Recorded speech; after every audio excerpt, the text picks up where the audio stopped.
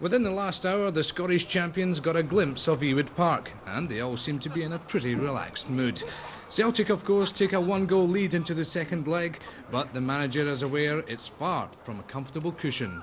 We will have to defend tomorrow in periods of the match. There's no doubt about that. And we will get the ball and we will be positive with it. I think we're capable of scoring. I said that before. But we'll see how it pans out. While O'Neill has a fully fit squad, his opposite number doesn't. Berg, Taylor and now influential skipper Flitcroft have all been ruled out through injury. It was an innocuous challenge yesterday. Went over in what was a very wet pitch and he's twisted his ankle, so he might be out for Saturday as well. Take it he's pretty gutted, yeah. I think that would be a fair assumption. Souness is confident that if his team does concede a goal tomorrow night, then they're more than capable of scoring 3. But the disappointment of taking nothing from the first leg is still self-evident. And controlled the game for a ridiculous amount of time, and we didn't, although the goalie did have saves to make, we didn't make him work harder. We should have made him work harder. Although the Blackburn players recognise the importance of this UEFA Cup tie, the club's priority lies elsewhere.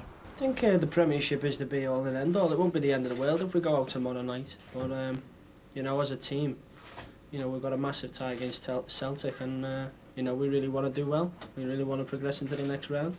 Because there's a few big teams who are coming into it in the next round as well. So expect to see an aggressive and an attacking approach from Blackburn Rovers tomorrow night. The injury to skipper Gary Flitcroft is undoubtedly a blow for Graham Souness and a boost for Martin O'Neill's Celtic, as both sides... Here, two guys, a sitting midfield player, and Sandy York and Cole backed up by Thompson and Dunn and by Duff. Well, there's lots of forwards on the park, isn't there, from both teams' point of view. But Blackburn are so talented, Rob. In the middle of the park, they've got real good players. David Thompson was immense at Celtic Park, and up front, Dwight. And yeah, it's a different role for Petrov. He's obviously kissed and made up with Martin O'Neill, which is great from Celtic's point of view. And tonight, I'm sure Martin's putting him under pressure to say, go and prove you're a good player, prove you should be in this team, and prove you should have a new contract. OK, thanks a lot, Sandy, for now. Well, Digger, we've got all sorts of problems here at Ewood Park. The kick-off, as you say, has been delayed for 15 minutes. The game was scheduled to kick off 7:45. That's been knocked back already to 8 o'clock. The initial problem was because of a pile-up of Celtic fans in the Darwin stand behind me. Now, we have stories of many forgeries, hundreds, perhaps as many as 1,000 or so forged tickets. That's caused all sorts of problems. They've been checking these tickets to the turnstiles, and the people with genuine tickets, of course, were trying to get through, and that has caused a pile-up. Now, I believe there are now thousands of Celtic fans outside. I know there are thousands of them here in Blackburn who are down without tickets, and I'm also receiving reports of some pitch battles outside the ground. This, in a football sense, has caused a problem for the players. The Celtic team were out, and Blackburn as well, doing their warm-up. They left the pitch, back up the tunnel. They've come back out again to get on with that warm-up. That's interfered with the preparation, but much more seriously, of course, the problems outside. The Celtic fans behind me in that Darwin stand, filling that, but all sorts of problems outside the ground, and the police are monitoring that by the minute.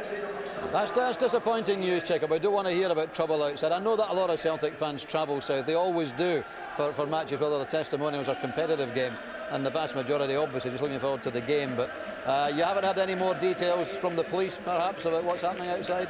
Well, the Lancashire police did warn that no one would get near the ground near kick-off if they didn't have a ticket. We arrived here this afternoon around 3:30 or so, and even at that stage there were hundreds of Celtic fans around the ground trying to get tickets. There was no chance of them getting these tickets, and that already you sensed there were going to be problems ahead. They've been joined by more buses piling into the area. A lot of Celtic fans staying down last night, coming into the area clearly without tickets. That pile-up started it, and as I said, the reports I'm hearing now, some pitch battles outside the stadium. We hope the police can get that under control, and I think the sooner they can get this football match underway, the better for everyone. All right, thanks very much indeed, Chick. Let's hope We'll go wide, we'll go through the middle, we'll go everywhere to try and get a goal. And you've obviously sorted it out with Stilly and Petrov. Well, it wasn't really a great deal to sort out. I told you last week that, or maybe I didn't tell you last week. More to the point. Maybe more to the point, you didn't ask me. But now that's you done for in your job. But no, still, my only annoyance was the fact that he didn't have any permission to say what he did. But I have no problems whatsoever in him saying anything at all. I've said this before. If the players go up in front of the press, they're at liberty to say what they want. I better ask you the question then that all Celtic fans want me to ask you. Will you be in the next round of the FA Cup? We're going for it anyway. Absolutely going for it tonight. We'll have a great support. There's many has travelled down from Glasgow, and I hope that they have something to cheer by the end of the evening. Good luck tonight, man. Thanks very much. He does look very Doing as much as anyone. The very greasy surface out there, I mean, the rain's been falling down here all day. Is that going to affect the game? It's very unusual for this part of Lancashire. Yeah, it's the same with much rain in Glasgow, you remember as well. So it shouldn't make any difference. We have a good pitch. I'm sure it will cut up a wee bit, but it is a good pitch. We had rugby league on here on Saturday, which obviously wasn't ideal, but we have good ground staff who worked very hard to make it right. But I don't see the pitch being a factor in the result tonight. Do you expect? I mean, you have said you expect Celtic to score. Should we expect a goals deluge tonight? I wouldn't say that. What I'll say, I think we are capable of getting a goal in 90 minutes to take it to extra time. We're a team who tries to go forward at every opportunity. We're a team that only knows how to play one way, and that is to go forward. So, I mean, I think we'll create chances against them, but we did the last time out. Whether we take them or not, we'll have to wait and see. But Celtic will have chances. You know, they've got good players in their team.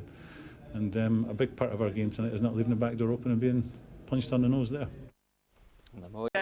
We've seen sights here of Celtic fans covered in blood, deadly battles outside the ground, and I'm hearing reports that some of this trouble may have been premeditated and organised by groups of casuals throughout England who planned all this. Reports proceeding unconfirmed, of course, but that's what we are hearing from police sources, that this may have been premeditated. The trouble has gone on behind me in the Darwin stand, mostly full now of Celtic supporters, of course, the lion's share of whom had legitimate tickets for this game, but also the trouble piling up because of these ticket forgeries, which had to be sorted out at the turnstiles. The kick-off will, I understand, go ahead at 8 o'clock, and we hope that the trouble will calm down, but the news from here is not good, Dougie. And of course it has such wider implications, Chick, as we all know now, that Scottish teams playing English teams. Sadly, over the years there have been many cases of fan trouble, and it looks like we've got another one tonight. Yeah, well, it was. We thought we'd go over that in many senses. Way back, there was, of course, much trouble with the old firm going down to England. That we thought had calmed down a lot. The Celtic fans have come down here in good spirits, mainly today.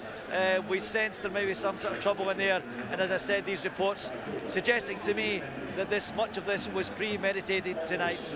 Thanks very much, Chick. Keep us posted, as I know you will. Kick-off time, though. In exceptional form. I saw him at the weekend at Southampton, and he played very well, so that'll be tough to beat him, but I think we'll have to score to go through. They were impressive all round, weren't they, in the first game? Yeah, I think we knew that they had good players, but I think we sat off them a little bit too much, especially in the first half, and I think if we go there and adopt the same attitude, we'll be beaten. I think if we go there and be positive, then we'll stand a fair chance. So what you don't want to do is to go to Ewood Park and try to protect the 1-0 lead?